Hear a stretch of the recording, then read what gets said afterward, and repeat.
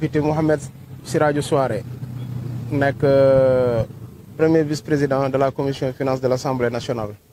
nekk député du peuple bien que Kër Massar lañ ma tànnee woon pour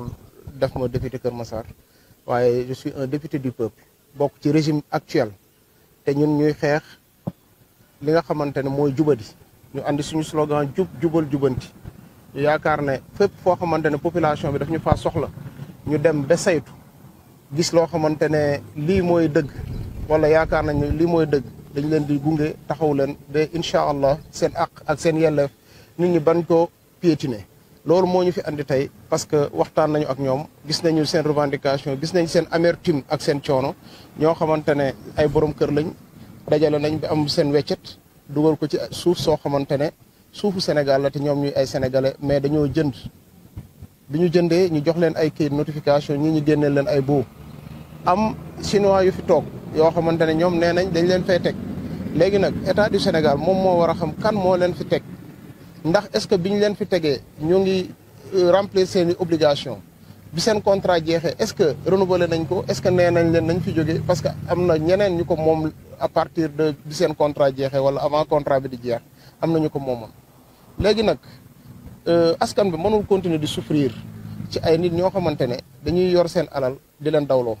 te Sénégal problème bi yëpp boo génnee problème domaine mooy lii xamante ne mooy ci suuf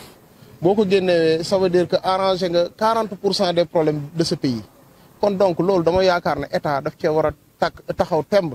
pour xeexal population ñu bañ leen di léser. man sama taxawaay ci député incha allah man fas yéene naa dugal benn proposition de loi boo xamante ne dañuy criminaliser sax léegi bépp faussaire boo xamante ne dafa jël terrain jaay ko ñaari nit man dama bëgg ñu criminaliser ko def ko 10 ans parce que yenuwul te du musa yenu maanaa nit liggéey 40 ans di économiser weccet ba am terrain am nit jaay ko keneen fekk moom fayoon na ba pare ñu koy sonal loolu dama yaakaar ne état bi war na cee jóg bu baax a baax parce que ñun on a eu la confiance de cette population boo xamante ne vulnérable nga xamante ne dañ ko yàggal léser yàgg ko sonal ñun ñu ñëw population boobu am ci ñun confiance donc ñun dañoo war a taxaw temb ci ku mu mën a dal muy man muy suma morom dañ ko war a atte à juste titre mu xam ne lii kat c'est des périodes révolues waratu fee am lii lu weesu la waratu fee am ci loolu mooy sama taxawaay di woo nag képp koo xamante ne responsable nga nekk domaine nga nekk descos ñi ñu saisir ñëpp ñu taxaw ci problème bi buñ ci taxawul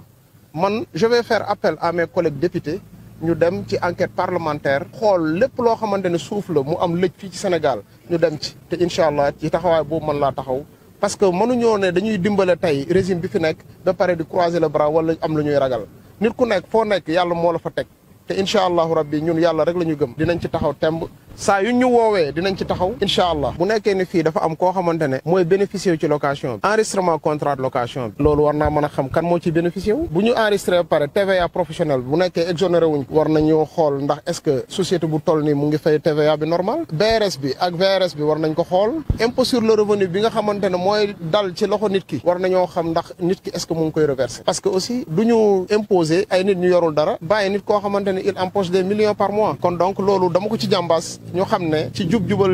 jubanti lañ nekk